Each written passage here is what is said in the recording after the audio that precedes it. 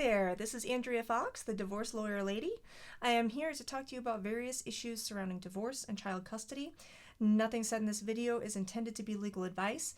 I'm only licensed in the state of Montana and only speak about family law generalities that I've discovered throughout my practice that might apply to your situation in your jurisdiction as well. As always, I recommend consulting a local attorney for your specific situation. And also, I am not one of you young hip kids that's good at selfies and videos, so just be gentle.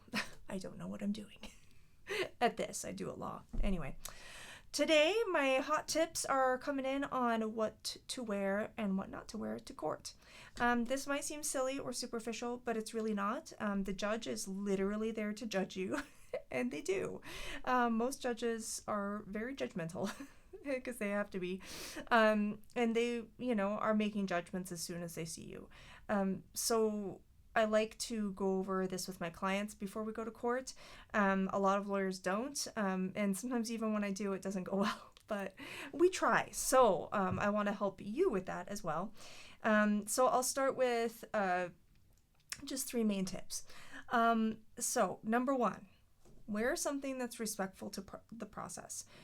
Most judges are pretty old school, and they got to their position by clawing tooth and nail to get there, so they want to be respected.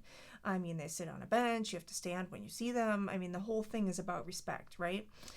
So what do we wear that's respectful?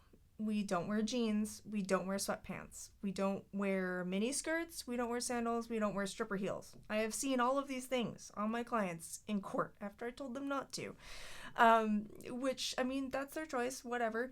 But the judges really don't like that. And I have seen judges call people out for those things in open court. Not very often, especially in the modern climate. It's kind of gotten a little bit better with that sort of stuff, but you know that they notice. So what's respectful to the process? That leads me to number 2. You don't have to dress like a lawyer. No one expects that, but you do have to dress in something nice. So in order to show your respect for the judge and the process, you want to wear something that's a notch above your normal street clothes.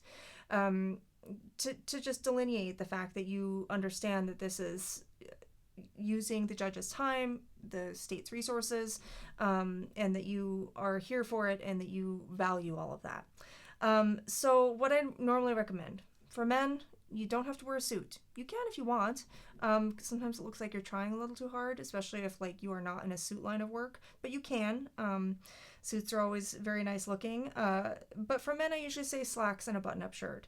If you are doing a button-up shirt, don't just take it out of the package and shake it and put it on. It still has all the creases, so you need to do an ironing job or have someone you know and love do an ironing job.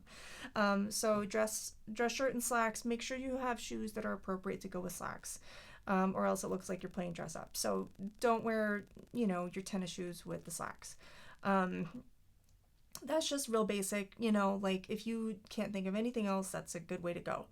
As far as women, I normally recommend a knee-length or longer dress, preferably with a cardigan or something, or dress pants and a nice top, maybe a cardigan or jacket, and shoes that match. Again, I had one gal come in one time into court. She kept everyone waiting for about 45 minutes. She was traveling from far away, and she was wearing a very nice skirt suit and 6-inch stripper heels. No joke. Then she stiffed me on her bill. So maybe I have a bad association because of that. But anyway, don't do that. Okay, number 3. Wear something that makes you feel good within reason. So if you feel your best in your cosplay outfits, that's still a no-no.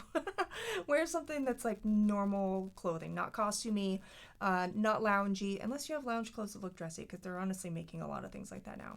But if you have a scarf you know and love, or if you have a dress that you wore to your job interview that you felt really confident in, I would err on the side of something you already have and already feel comfortable in, over getting something new. Now, a lot of times people don't have something like that, and I totally get it. But if you do have something like that, err on the side of comfort, because it's a really distressing, disconcerting process, and you deserve to be comfortable. And sometimes that can really help you.